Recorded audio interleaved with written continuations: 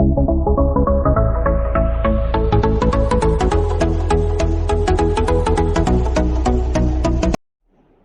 everyone, I am Shomita Vaishnavi. Welcome to our channel. So in the previous class, I was discussing about the CVIS. So now today I am TPS একটি কোম্পানির introduce বিভিন্ন about রকমের the TPS ব্যবস্থাপনার and the কাজে সাহায্য OAS. করে So এবং একটি first of all, we কর্মীদের know দ্রুত what is লেনদেন TPS. কাজেও সাহায্য করে। Now we can discuss about the features of the TPS. First one is first response. This feature is crucial for a TPS as organization that cannot afford to keep their customers waiting long before completing a transaction.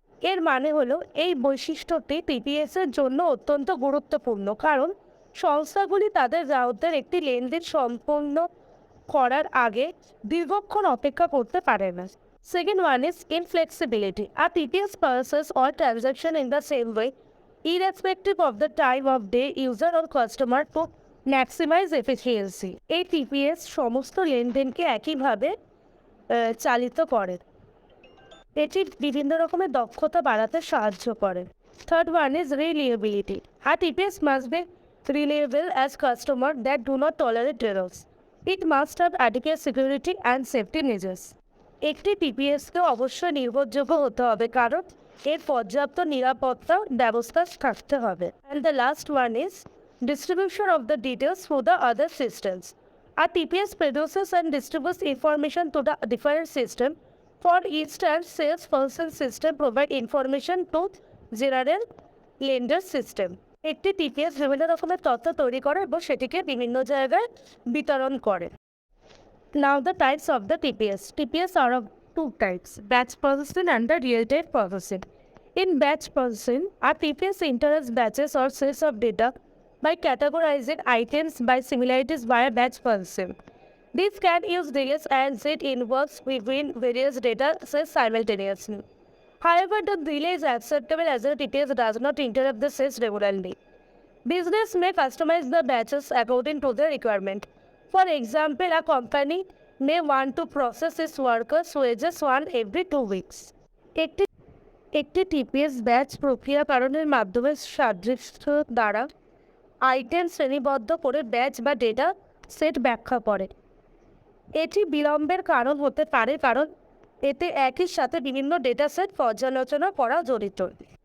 ব্যবসায় তাদের প্রয়োজন অনুযায়ী batch customise করতে পারে। উদাহরণস্বরূপ, একটি company যদি প্রতি 2 সপ্তাহ একবার করে তার কর্মীদের মজুরি প্রক্রিয়া করতে চাইতে পারে।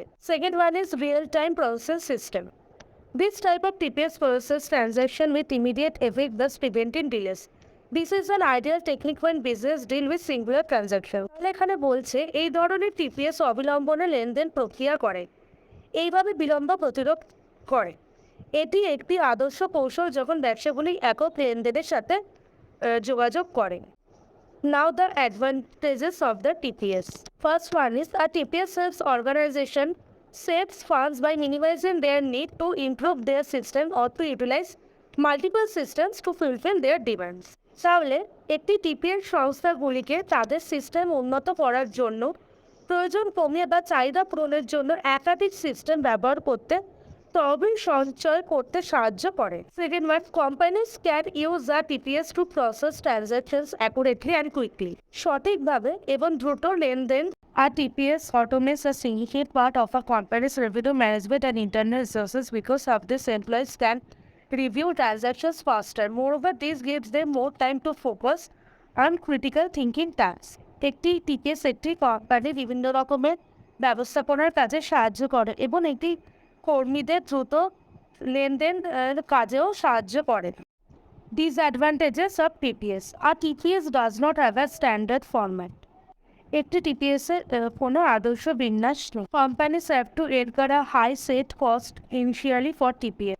টিপিএসের জন্য প্রাথমিকভাবে কোম্পানিগুলিকে উচ্চ সেটের অ্যাপ খরচের বহন করতে হবে। Sometimes hardware and software have compatibility issues.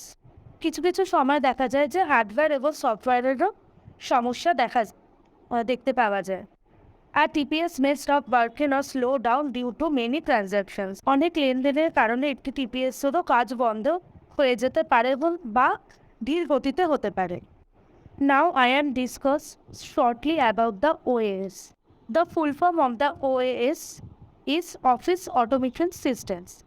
It means that the configuration of the network, computer of hardware and software, a variety of office automation systems are now applied of business and communications functions that used to be performed manually or in multiple locations of a company, such as PTR meeting communication and a strategic planning.